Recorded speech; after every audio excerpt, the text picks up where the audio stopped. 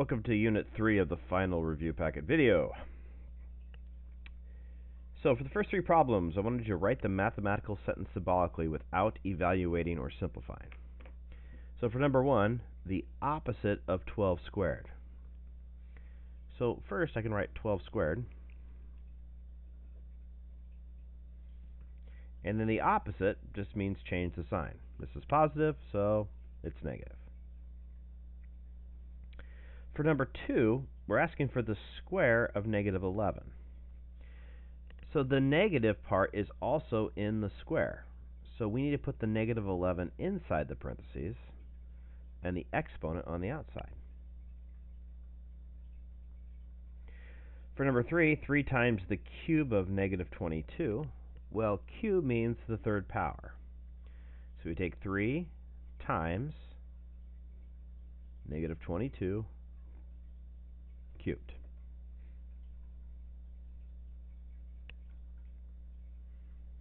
For 4 through 9, we're simplifying using various exponent rules. So for number 4, one way to think about this is that we can rewrite it using the commutative property of multiplication, which means it doesn't matter what order the factors we have, it's still going to provide the same value. So 7 times 3 is 21, times 2 is 42, so that's our coefficient. And then when we multiply exponentials with the same base, we add the exponents. So we get 3 plus 2 plus 1. Don't forget that this has an exponent of 1. So our answer is 42x to the 6th power. For number 5, we're dividing. Sometimes it's helpful to split up the problem. We know that 18 divided by 3 is 6. And then if we subtract 3 minus 7, because when we divide exponentials with the same base, we subtract, we get x to the negative 4. Well, looking up at my directions, I see do not use negative exponents in your final answer. So this becomes 6 over x to the positive 4 power. Anytime you have an exponential, if you want to change the sign, you need to move spots on the fraction. Since this is really on the top of a fraction over 1, I move it to the bottom of the fraction with a positive exponent. You can think about it doing it this way. You're multiplying by 1 in the form of x to the 4th over x to the 4th. These two combine to x to the 0, which is equal to 1, and notice you get 6 over x to the 4th. Okay, for number 6, this whole thing has an exponent of 4. So I'm going to go ahead and rewrite each of these individually with an exponent of 4.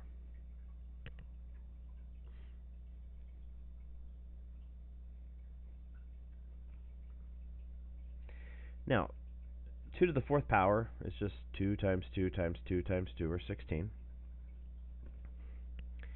Then, when we take an exponential to a power, to simplify, we multiply the exponents. So 6 times 4 is 24. Y to the 4th is just y to the 4th. And then 3 times 4 gives us the exponent for z, which is 12.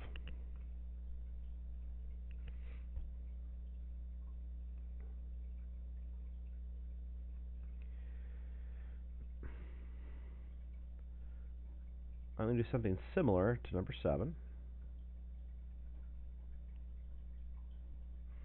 Now I have no y factors in the bottom, so I'm just going to put that over 1.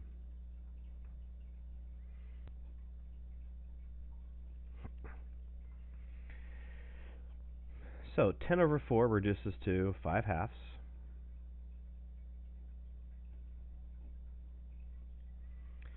When I subtract 3 minus 1, it's 2. That's going to be y to the 5th. And then 3 minus 10 is 7, so I get z to the negative 7th power. So if I move this to the bottom part of the fraction, I'm going to get the 5 x squared, y to the 5th on top, and on the bottom I'm going to have 2z to the 7th.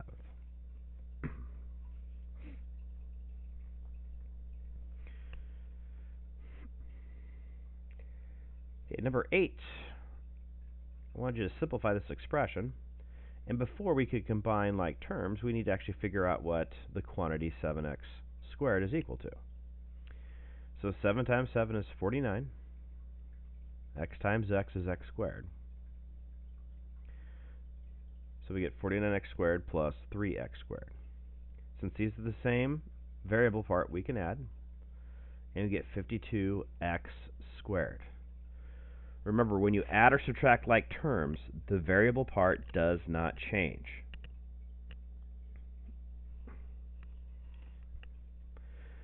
For number 9, we had a 0 exponent here. So we know that x to the 0 power, assuming x is not equal to 0, is equal to 1. So we get 7 minus 5y. These are not like terms, so we can't combine them. And that's the answer for number 9.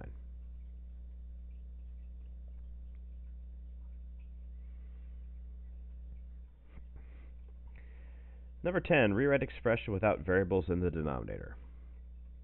So we talked a little bit about this in the previous section. If I don't want this y squared in the bottom part of the fraction, I could simply move it to the top by changing the sign of the exponent. In this case, it would be y to the negative 2.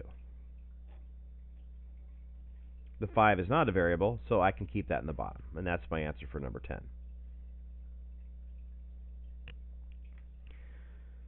For number 11, I'm going to go ahead and do what I did up above. I'm going to split up the factors for both the top and bottom.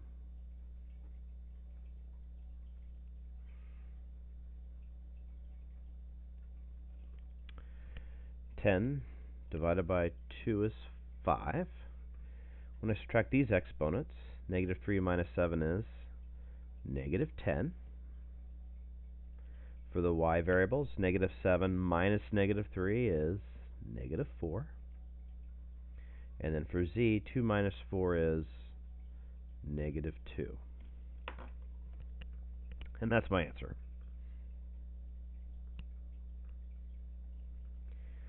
And that concludes the problems from Unit 3.